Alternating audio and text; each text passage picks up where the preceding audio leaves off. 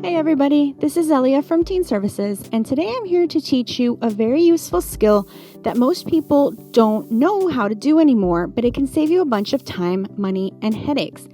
Picture this. Think about if you're going to your first job interview or you're late for school or something along those lines, and a button falls off of your shirt or your pants, and you haven't done laundry in a while, and so now you don't have a shirt or pants, and you have no time to get that taken care of.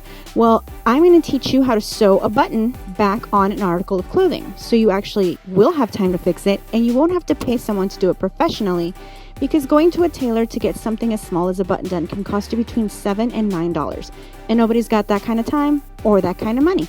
So I'm going to teach you how to do it yourself. Watch this. All right, so in order to do this, you're going to need a few things. First of all, you're going to need some string, which is what you're going to use to sew your button on. You're going to need a sewing needle. You're going to need the button that you are sewing back on. You're going to need a straight pin. You are going to need a pair of scissors. And whatever piece of cloth or item you're going to be sewing your button onto. You can also use a thimble if you like. I don't particularly use them because I feel like they get in my way, but I have pretty sturdy fingers from doing a lot of crafting for a lot of years, so I don't really need a thimble. I also don't really need a needle threader, so I don't have one here, but you can get a needle threader from somewhere and use that in order to thread your needle if you're not good at that. First thing you're going to do is you're going to take a piece of your string. You're going to cut it. And then you are going to use that to thread your needle. Very carefully. Thread your needle. Double your string over. Maybe difficult to see the color of the string because it's kind of a pale string. Your thread is going to double, and then you're going to make a couple of knots, very simple knots, on the end of that thread. Hopefully you'll make your knots neater than mine. Mine are a little bit messy, but you want to do it at least twice so that your thread isn't going to go through your fabric. So what you're going to do is take your button and lay it on the piece of fabric that you're going to be sewing it onto, and then grab your threaded needle and put the threaded needle through one of the holes in your piece of cloth. Then you're going to go and grab your straight pin and lay it on top of the button and sew across and over the straight pin to the opposite hole in the button.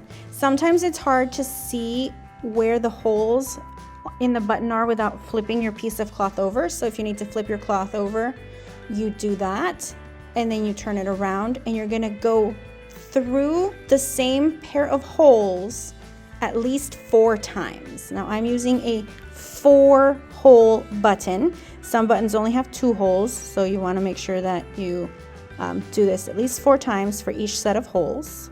And once you've got that, you're going to switch over to the other set of holes, and you're going to go over that at least 4 times as well. Now, more times is okay, but you don't want to do it more than like a maximum of 6 or 7 times, because then you'll have like this big wad of string, and you don't want too much string on there because then it's going to sit funny on your piece of clothing that you have.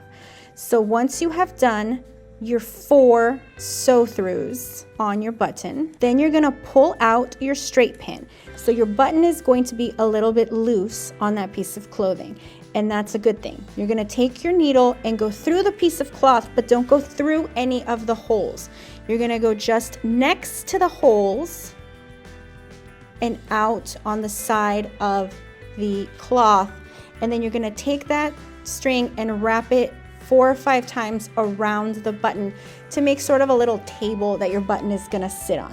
Now this is going to help make your button more sturdy. Then you're going to go through the cloth again, through the back, and then you're going to sew through your stitches twice, and this will make a nice good sized knot that will keep your button on your piece of cloth.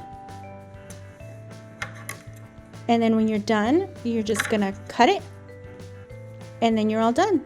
And it's really that fast and that simple to sew a button back onto a piece of clothing. Well, now that you're an expert on how to reattach any button to pretty much anything made out of cloth, you might want to check out some other sewing tips with some of the great books and our online resource called Creative Bug that we offer at the library. Also, don't forget to follow us across all of our social media platforms so that you can stay informed about all of our great programs that are coming up for teens. See you next time. Bye!